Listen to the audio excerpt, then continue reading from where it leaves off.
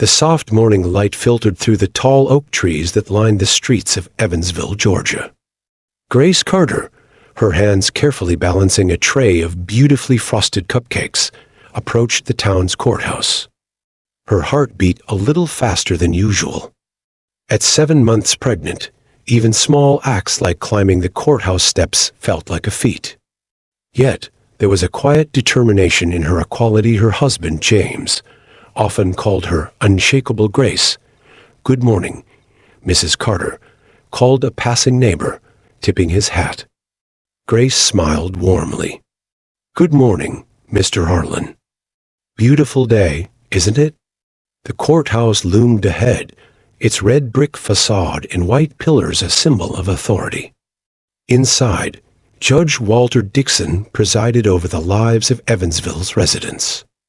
Grace barely knew the man, save for the stern face she'd seen in town meetings.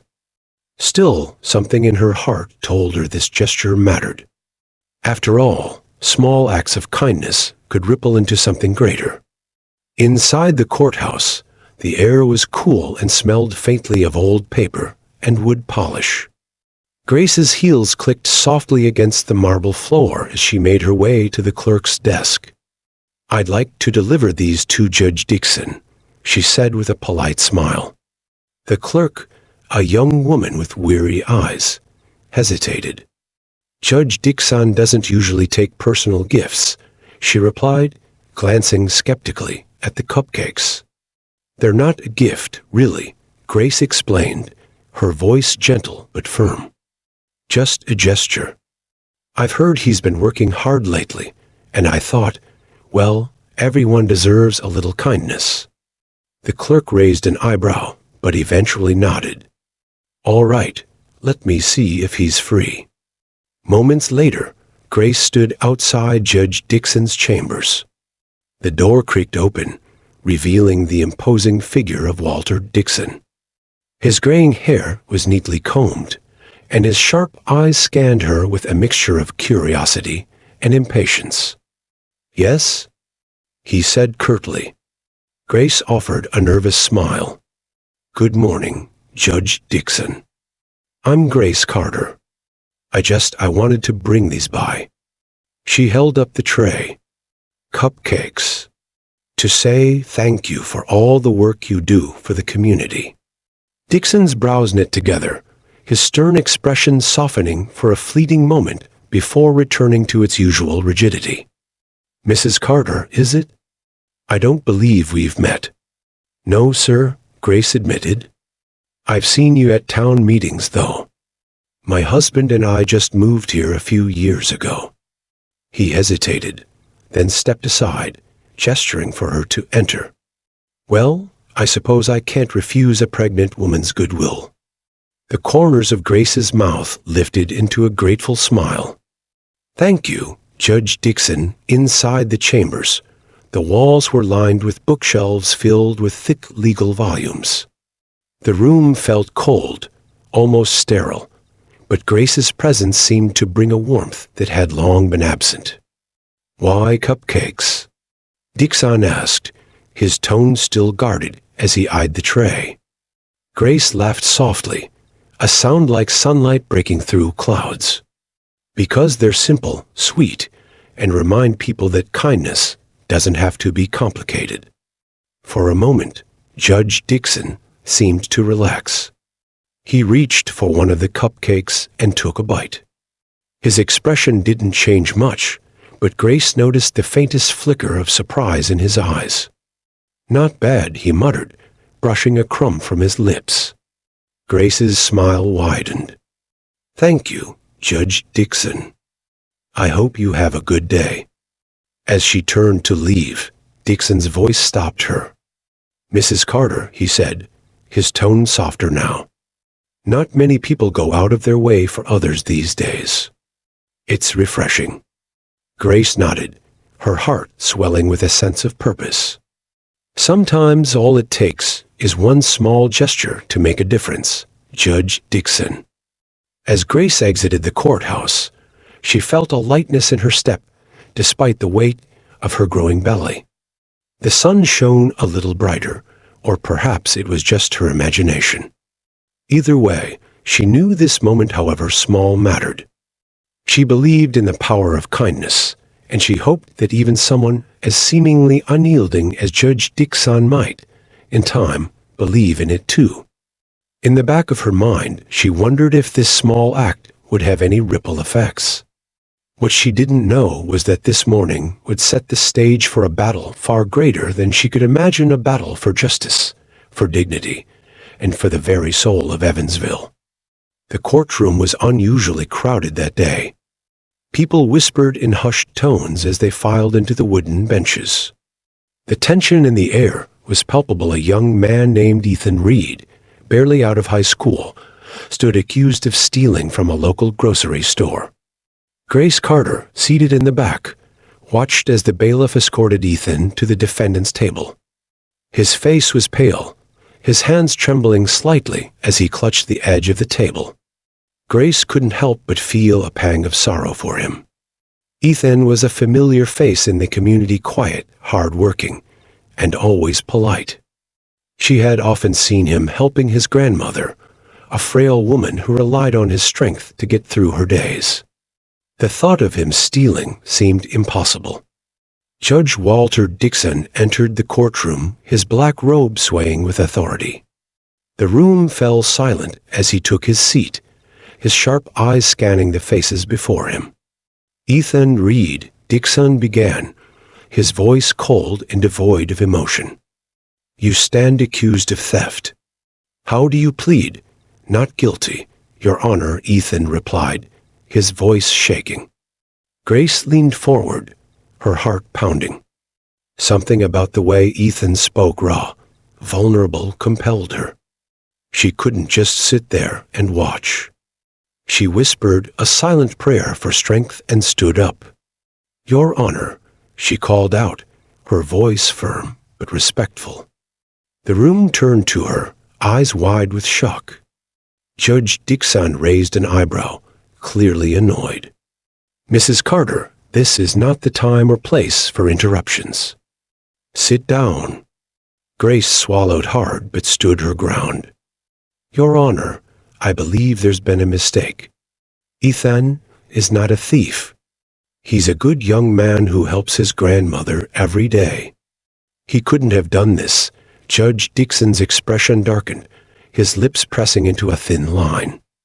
"Mrs. Carter, I will not tolerate disruptions in my courtroom. You are out of order." But Grace didn't back down.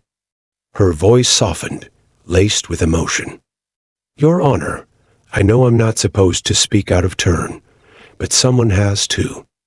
Ethan deserves a fair chance. Isn't that what justice is about?" The room was silent, every eye fixed on Grace. Even Ethan looked at her, his eyes wide with disbelief and gratitude. Judge Dixon's face hardened, and he leaned forward, his tone dripping with sarcasm. "Mrs. Carter," he said, his voice cutting through the silence like a knife, "since you're so eager to speak, perhaps you'd like to experience what it feels like to disrupt the order of this court." Grace's breath hitched. "Your Honor, I didn't mean..." Before she could finish, Dixon waved a hand dismissively. "Bailiff, tie Mrs. Carter to a chair. Let's see if she's still so eager to disrupt my courtroom when she's a spectacle herself." A collective gasp rippled through the courtroom. Grace froze, her heart pounding in her chest. She couldn't believe what she was hearing. Her knees felt weak, but she held her head high. If this was the price of standing up for Ethan, so be it. The bailiff hesitated, clearly uncomfortable with the order. "Your Honor, is that really? Now?" Dixon snapped, his voice sharp and unyielding. Grace felt her cheeks burn as the bailiff reluctantly approached her. She turned to James, who was sitting a few rows behind her, his face a mixture of shock and anger. She gave him a faint, reassuring smile before stepping forward. As the bailiff tied her wrists to the chair, Grace could feel the weight of every gaze in the room. The humiliation was overwhelming, but she refused to let it break her. She sat tall, Her chin lifted, and her eyes met Ethan's across the room. In that moment, she silently promised him that she wouldn't let this injustice go unanswered. Judge Dixon smirked, his voice dripping with condescension. "Perhaps now you'll think twice before disrupting my courtroom, Mrs. Carter." Grace didn't reply. She simply stared back at him, her silence speaking louder than words. The room buzzed with unease, and for a brief moment, it seemed as though time stood still. When the hearing resumed, the tension lingered like a storm cloud. Grace remained tied to the chair, her dignity intact despite the public humiliation. Ethan glanced at her occasionally, his eyes filled with a mixture of gratitude and guilt. The room fell into an uneasy silence as Grace Carter sat tied to a chair in the center of the courtroom. Her hands, restrained by coarse ropes, rested stiffly on her lap. She could feel every pair of eyes boring into her, some wide with shock, others narrowed in quiet judgment. Her cheeks burned, not from guilt, but from the crushing weight of public humiliation. The cold metal of the chair pressed against her back, but it was the sting of Judge Dixon's words that hurt the most. Judge Walter Dixon leaned back in his high-backed chair, a self-satisfied smirk tugging at the corners of his lips.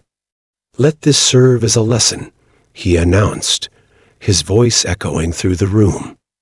"Interfering with the order of this court has consequences." Grace looked up at him, her chest tight with indignation. Her dignity felt stripped away, yet she refused to let him see her crumble. Her gaze never wavered, a silent defiance burning in her eyes. She wasn't ashamed of standing up for Ethan. She was ashamed of the man who wore the robe of justice, but wielded it like a weapon.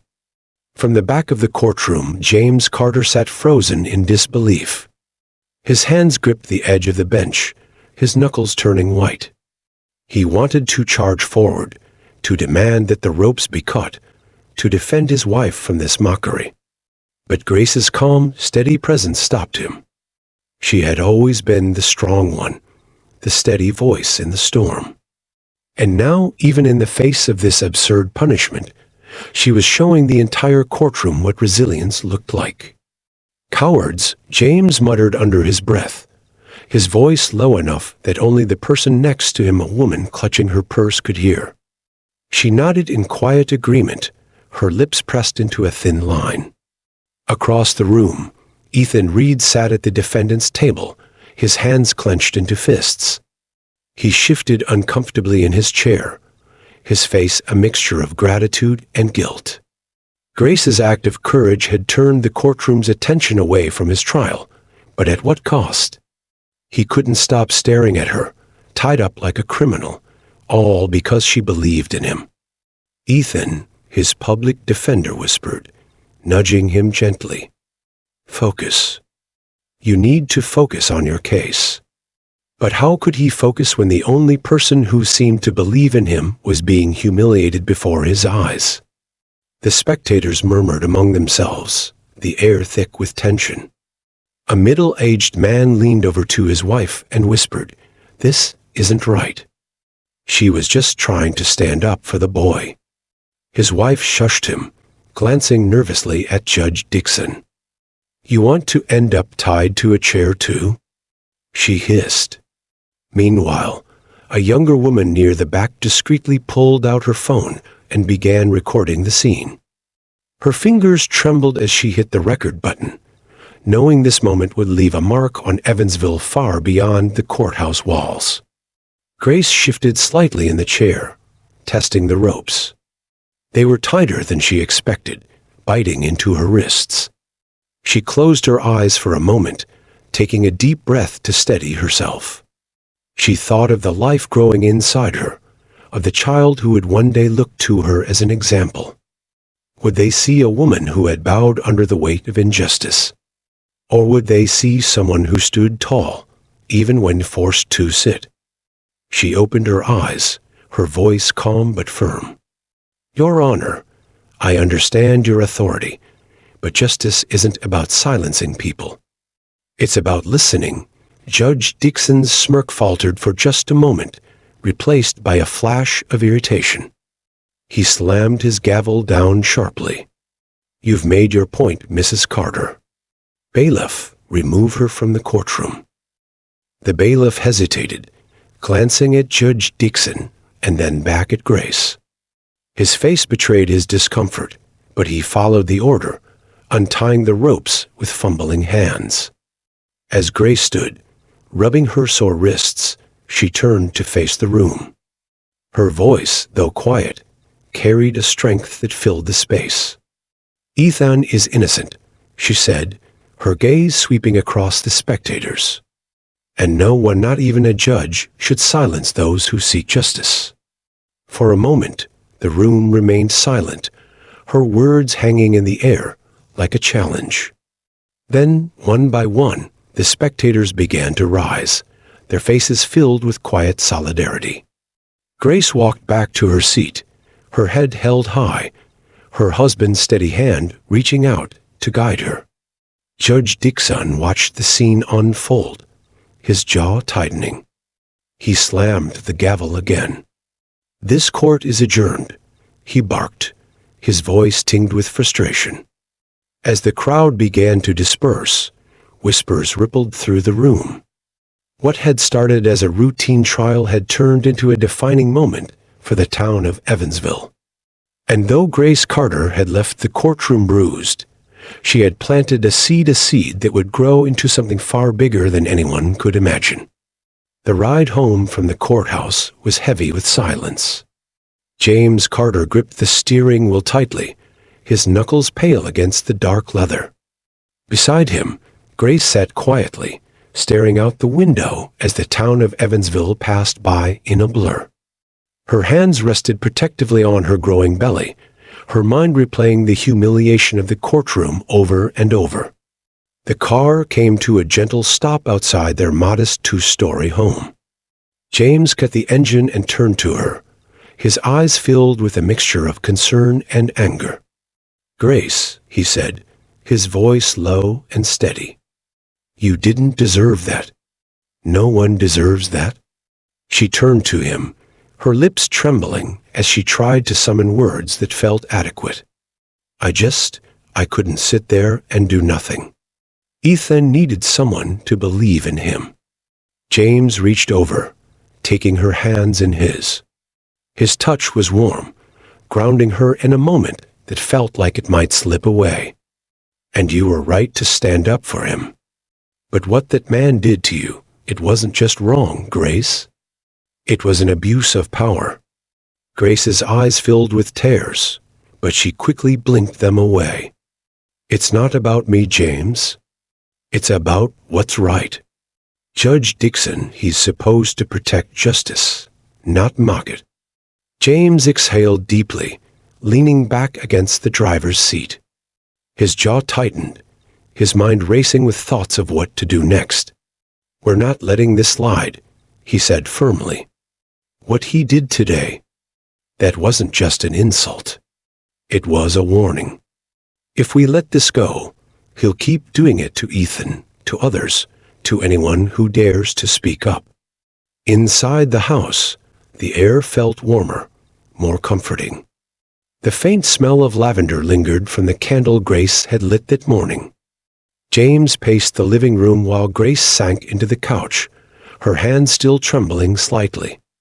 "You need to rest," James said, pausing mid-step to look at her. His tone was gentle but insistent. "I'll rest," Grace replied, her voice soft but resolute, "when I know that this won't happen to anyone else." James sat beside her, resting his hand on hers. "Then we fight. Together. We'll find a way to make sure Dixon faces consequences." Grace nodded, feeling a surge of strength returning to her. "He thinks he's untouchable," she said quietly. "But he doesn't know how strong people can be when they stand together." James smiled faintly, admiration shining in his eyes. "That's the Grace I know." As night fell, Grace couldn't shake the events of the day. She thought of Ethan Reed, the fear in his eyes, the way he had looked at her like she was his last hope. She thought of the people in the courtroom, some who looked at her with pity, others with quiet approval, and a few who dared to glance at Judge Dixon with doubt. "What kind of town do we want this to be?" she asked James as they prepared for bed. "A town where people are too scared to stand up for what's right? Or one where we hold people like Judge Dixon accountable?" James pulled back the covers, his expression thoughtful. "The kind of town where our child can grow up without fear," he said. His words hung in the air, filling the room with a sense of quiet determination. Grace nodded, her heart swelling with both love and resolve. "Then we start tomorrow." The next morning, as the sun rose over Evansville, Grace and James sat at the kitchen table, mapping out their plan. James reached out to a few friends who worked in local media, while Grace drafted a letter to the editor of the town's newspaper. They knew it wouldn't be easy, but they also knew that doing nothing wasn't an option. Later that day, Grace received a message from a woman she barely knew, one of the spectators in the courtroom. "I recorded what happened yesterday," the woman wrote. "If you want, I can share it with you." Grace's heart skipped a beat. She quickly replied, thanking the woman and asking for the video. When it arrived, she watched it with James, her emotions a whirlwind of anger, sadness, and resolve. The footage clearly showed Judge Dixon's smug demeanor, his sharp words, and the way Grace had been tied to the chair. It was damning evidence of his abuse of power. "We'll use this," James said, his voice steady. "People need to see the truth." Grace nodded, her hands gripping her mug of tea tightly. "And when they do," she said, her voice filled with quiet determination, "we'll make sure they can't look away." The next day began like any other in Evansville quiet streets, the soft hum of early morning routines. But by noon, the town was abuzz with something unusual. The video of Grace Carter's courtroom humiliation had surfaced online, spreading like wildfire. Shared by a local reporter and then picked up by a regional news outlet, it quickly captured the attention of people far beyond the town's borders. Grace and James watched the events unfold from their small kitchen, their emotions oscillating between hope and unease. James refreshed his phone repeatedly, reading the comments pouring in beneath the video. Some were supportive, filled with outrage at Judge Dixon's behavior, while others dismissed the incident as a misunderstanding or blown out of proportion. "This isn't just about you anymore," James said, placing his phone on the table. "This video, it's shining a light on something bigger. People are starting to question him." Grace nodded, her hands cradling a mug of tea. "But for how long? Public outrage fades, James. If we don't act now, this will just become another forgotten story." James reached across the table, taking her hand in his. "We won't let that happen. I'll make sure of it." By late afternoon, local news vans began appearing in their neighborhood. The sound of gravel crunching under tires and the occasional knock on the door added to the tension in their home. Grace hesitated every time, her heart pounding with uncertainty. She wasn't used to this kind of attention, but she knew it was necessary. One reporter, a young woman named Lisa with kind eyes and a determined expression, stood out from the rest. "Mrs. Carter," she said gently, holding a microphone but keeping her distance. "I saw the video, and I just wanted to say you were incredibly brave to stand up like that. If you're willing, I'd love to help you share your story." Grace studied Lisa's face, searching for sincerity. She found it in the way Lisa spoke, in the way she waited patiently, instead of pressing for answers like the others. "All right," Grace said finally. "But this isn't about me. It's about the people Judge Dixon has silenced over the years." Lisa nodded. Then let's make sure their voices are heard. That evening, Grace sat down with Lisa in their living room, the camera rolling as James sat nearby for support. Grace recounted the events of that day, how she had stood up for Ethan Reed, the judge's mocking tone, and the humiliation of being tied to a chair in front of the entire courtroom. Her voice wavered at times, but she spoke with a quiet strength that resonated deeply. "It wasn't just about me," Grace said, her hands clasped tightly in her lap. "It was about standing up for someone who didn't have a voice in that moment. And now it's about making sure this doesn't happen to anyone else." James watched her with pride, his heart swelling at her courage. He knew how much this cost her, the vulnerability of reliving that moment, but he also knew how determined she was to see justice served. The interview aired the next morning, accompanied by clips from the viral video. It painted a picture that was impossible to ignore: a small-town judge abusing his power, a brave woman standing up against injustice, and a community beginning to wake up to the truth. Social media exploded with reactions.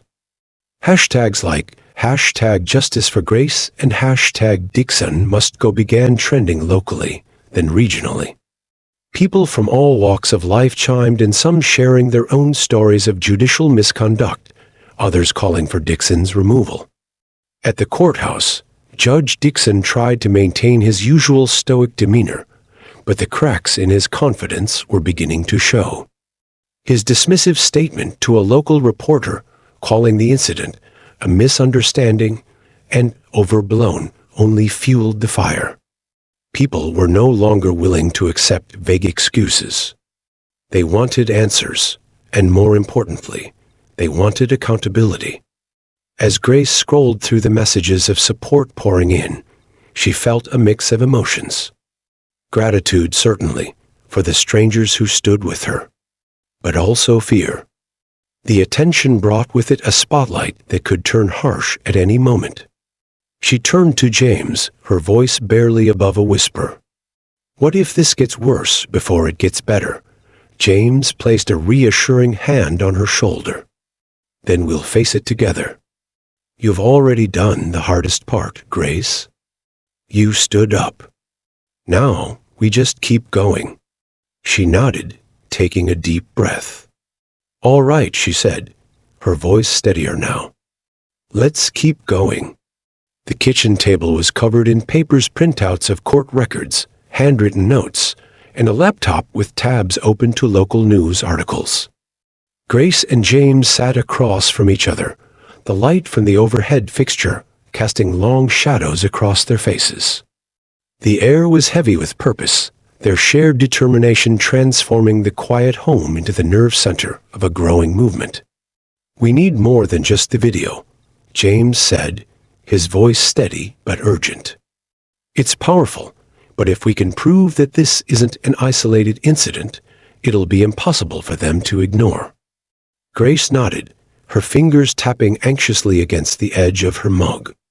"I'll start reaching out to people who might have had similar experiences.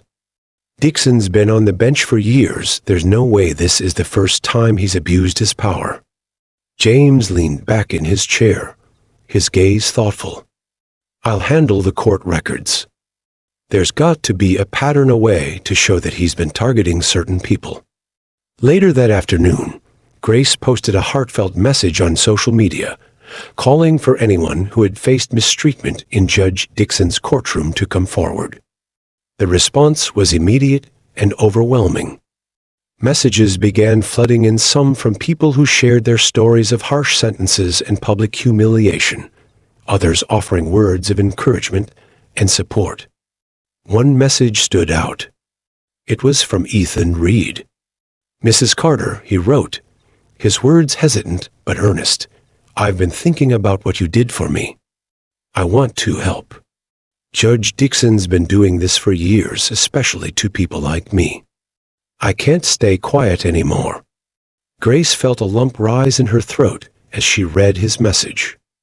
She could hear the fear and determination behind his words, and it only strengthened her resolve. She quickly replied, thanking him and inviting him to their home to share his story in person. When Ethan arrived, he looked different from the scared young man Grace had defended in the courtroom. There was still a trace of nervousness in his eyes, but his posture was straighter, his voice more confident. James greeted him warmly, leading him to the living room where Grace sat waiting. "Thank you for coming, Ethan," Grace said, her voice soft but steady.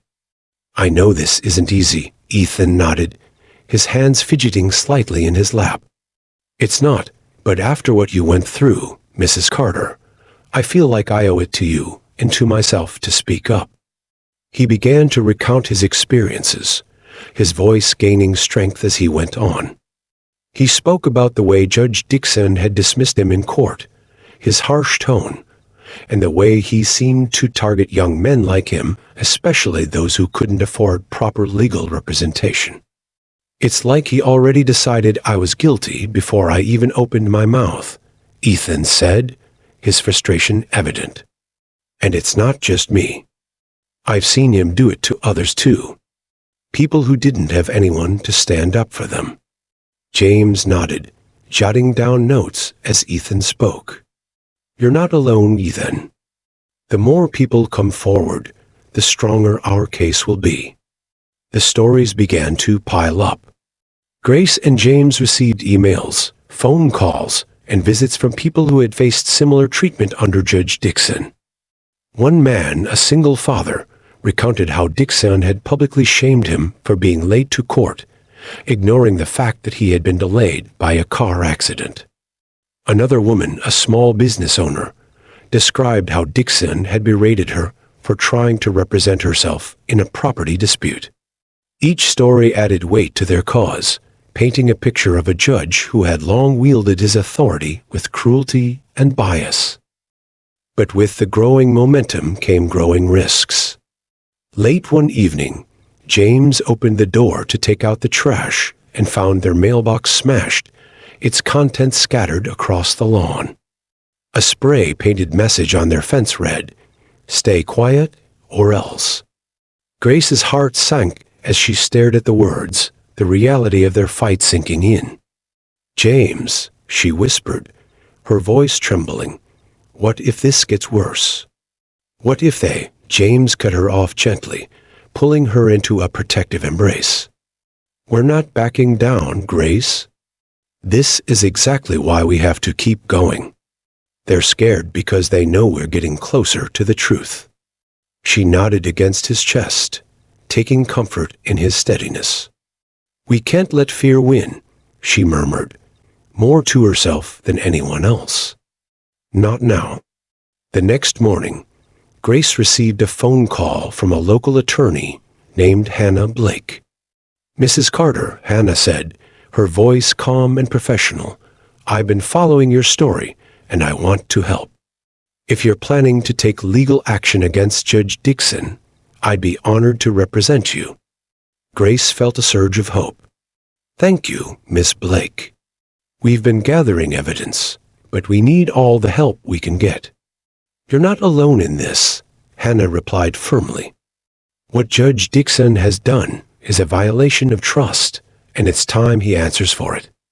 The morning sun filtered through the kitchen windows as Grace sat at the table, sorting through a growing stack of emails. Each one carried a story, a piece of evidence, adding weight to the case against Judge Dixon. Some were brief, just a sentence or two, while others were long, filled with the raw pain of people who had suffered under Dixon's rule. She read every word, her heart aching with the magnitude of what they were uncovering. James entered the room, a mug of coffee in his hand and a determined look on his face. "Hannah called this morning," he said, placing the mug on the counter. "She's putting together the official complaint. We'll need to give deposition soon." Grace nodded, her fingers trembling slightly as she folded another email. "This is really happening," she whispered. "We're actually doing this." James crossed the room and placed a reassuring hand on her shoulder. "You started this, Grace.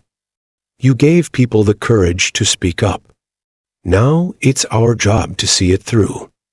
Later that day, Ethan Reed arrived at their house, carrying a worn backpack filled with papers and notes. His face was tense, but his eyes carried a new sense of resolve. "I've been thinking about everything that's happened," he said, setting the backpack on the table. "And I realized I can't just share my story and walk away. I need to do more." Grace smiled at him, her expression soft but proud. "You've already done so much, Ethan." Just speaking up took courage. Ethan shook his head. "It's not enough. People need to know how long this has been going on." I started digging into my grandmother's old papers, court records, fines, anything connected to Dixon. It's all here. He opened the backpack, spreading its contents across the table. Grace and James leaned in, their eyes scanning the documents. There were transcripts of hearings, copies of fines issued without explanation, and even handwritten notes from people who had appeared before Dixon years ago. Each piece painted a clearer picture of a man who had used his position to exploit and humiliate those who couldn't fight back. "This is incredible, Ethan," James said, his voice filled with admiration.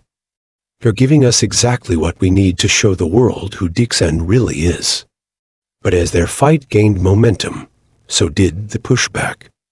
One evening, as James worked late in the garage, he heard the sound of tires screeching outside. He rushed to the front yard just in time to see a car speeding away, its taillights disappearing into the distance. On the ground lay a brick, its surface scrawled with the word, "Stop," in red paint. James's jaw tightened as he picked it up, his heart pounding with a mix of anger and fear. Grace came running out, her face pale. "What happened?" she asked, her voice trembling. James held up the brick. "Just another warning." Grace's stomach churned. The threats were becoming more direct, more personal. She placed a hand on her belly, as if shielding the life growing inside her from the danger outside. "What if they come back?" she asked, her voice barely above a whisper. James stepped closer, his hands resting gently on her shoulders. "Then we'll be ready," he said firmly. "They're trying to scare us because they know we're making progress. We can't let them win." The next day, the Carters met with Hannah Blake at her downtown office. The room was small, but filled with the energy of purpose. Files and papers were spread across the desk, each one a piece of the growing case against Judge Dixon. "I've reviewed everything you've sent me," Hannah began, her tone professional but warm. "And I have to say, this is one of the most compelling cases I've ever seen. But it's also going to be one of the hardest." Grace nodded, her hands folded tightly in her lap. "We knew it wouldn't be easy. But we're ready." Hannah gave her a small, encouraging smile. "Good. Because this isn't just about Dixon, it's about the system that allowed him to get away with this for so long. If we do this right, we won't just hold him accountable. We'll send a message that this kind of abuse won't be tolerated." James leaned forward, his voice steady. "What do we need to do next?" Hannah outlined the steps ahead: depositions, gathering additional witnesses, and preparing for the inevitable backlash. "The video is powerful," she said, "but the stories you've collected are what will make this case undeniable. People need to see the human cost of his actions." As they left the office, Grace felt a renewed sense of determination. The threats and challenges were real, but so was the strength of the community rallying behind them. She glanced at James, his steady presence a source of comfort, and then at Ethan, who walked beside them with his head held high. "We're not just fighting for ourselves," she said, her voice quiet but firm. "We're fighting for everyone who's ever been silenced." James nodded, his arm around her shoulders. "And we're not stopping until we win." The morning air was crisp as Grace sat by the window, sipping her tea and scrolling through her phone. The messages of support from people in Evansville and beyond had grown tenfold overnight. Each notification felt like a small spark, adding fuel to the fire they had ignited. But alongside the support came an undercurrent of hostility. Anonymous accounts left threatening comments accusing her of seeking attention or trying to destroy a respected figure. "Don't let it get to you," James said, walking over and gently squeezing her shoulder. "For every threat, there are 100 voices standing with us." Grace nodded, trying to focus on the positives. "It's just overwhelming," she admitted. "I never thought something so small, a few cupcakes and a moment of kindness, would lead to all this." James crouched beside her, meeting her gaze. "That's the thing about change, Grace. It starts small, but when it's real, it grows bigger than any one person." That afternoon, Grace and James met with Hannah Blake at a community center where they had invited a few key supporters and witnesses to share their stories publicly. The room was modest, but the energy was electric. A group of reporters lined the back wall, their cameras and microphones ready to capture every word. The first to speak was Ethan Reed. Standing at the front of the room, he looked out at the gathered crowd, his hands trembling slightly. Grace caught his eye and gave him an encouraging nod. "I never thought I'd be here," Ethan began, his voice steadying as he spoke. "I've spent most of my life being told to stay quiet, to keep my head down. But Mrs. Carter showed me what it means to stand up for myself and for others." He recounted his experiences in Judge Dixon's courtroom, his words raw and unfiltered. The crowd listened intently, their expressions a mix of outrage and determination. When Ethan finished, the room erupted in applause, the sound echoing off the walls. Next came Mary Johnson, a middle-aged woman who had fought a long battle over custody of her children in Dixon's court. Her voice wavered as she described how he had belittled her, questioning her character without evidence, and making it clear he had already made up his mind before the hearing began. "I didn't have the resources to fight back," Mary said, her voice cracking with emotion. "I thought I was alone. But seeing all of you here today reminds me that none of us have to face this alone anymore." Grace felt tears prick her eyes as she watched Mary step down. The courage it took for these people to share their stories was immeasurable, and it only deepened her resolve to see this fight through. As the testimonies continued, a young reporter from a regional news station approached James. "This is unprecedented," she said, her tone filled with a mix of awe and professionalism. "The sheer number of people willing to come forward, it's powerful. Do you think it'll be enough to bring him down?" James glanced at Grace, who was comforting Mary after her speech, and then back at the reporter. "It has to be," he said simply, "because this isn't just about Judge Dixon. It's about a system that's been broken for far too long." The tipping point came when new footage surfaced. A former court clerk, emboldened by the growing movement, had leaked security footage from the courthouse. The videos showed Dixon berating defendants, making inappropriate remarks, and even laughing dismissively at a woman pleading her case. Hannah Blake called immediately after the footage was released.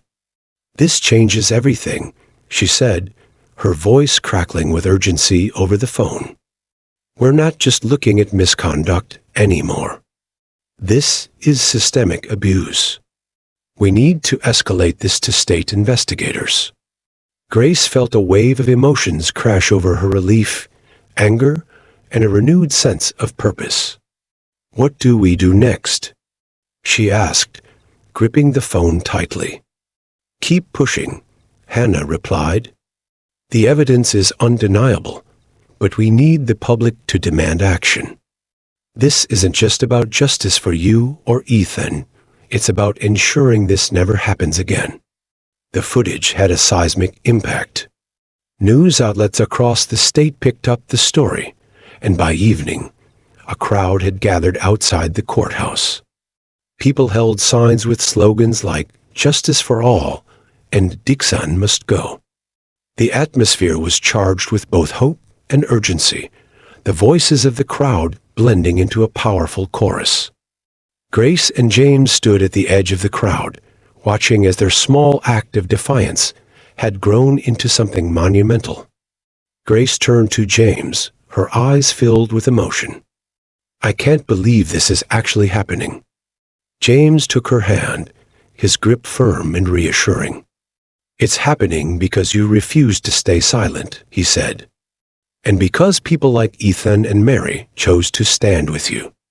The air outside the courthouse was electric, charged with the energy of hundreds of voices demanding change.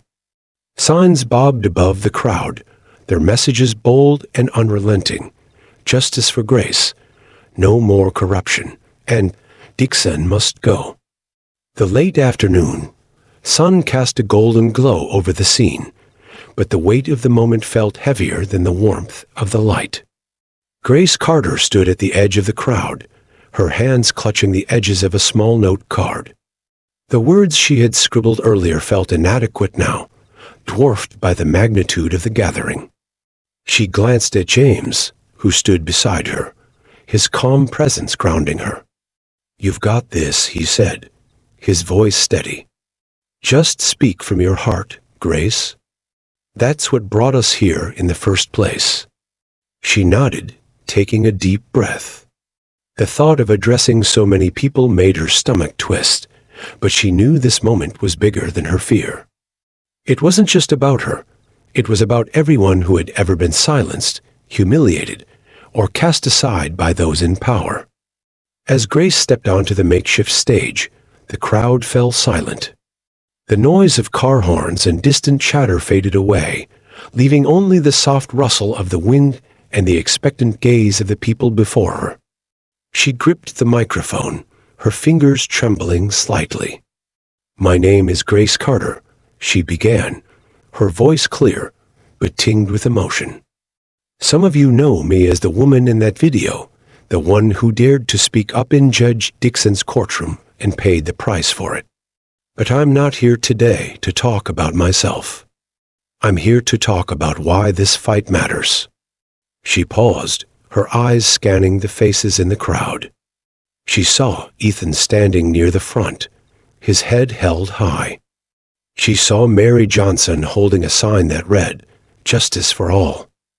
She saw strangers who had come together, united by a shared sense of outrage and hope.